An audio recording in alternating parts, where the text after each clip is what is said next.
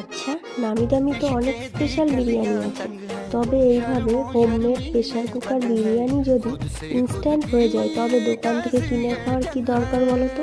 এখানে আমি মটনটাকে গরম মশলা আদা রসুন পেস্ট দিয়ে আগে থেকে প্রেশারে 4টে সিটি মেরে রাখবো।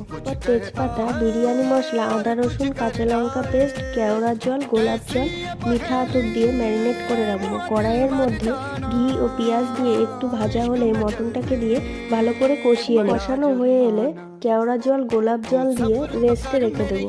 এইদিকে আগে থেকে জলের মধ্যে নুন ও ঘি দিয়ে রাইসটাকে 50% কুক করে রেখে দেবো। কুকারের মধ্যে প্রথমে রাইস দিয়ে মটন, এগ, বিরিয়ানি মশলা, ঘি, কেওড়া জল, গোলাপ জল দিয়ে ওপর থেকে রাইস দিতে হবে।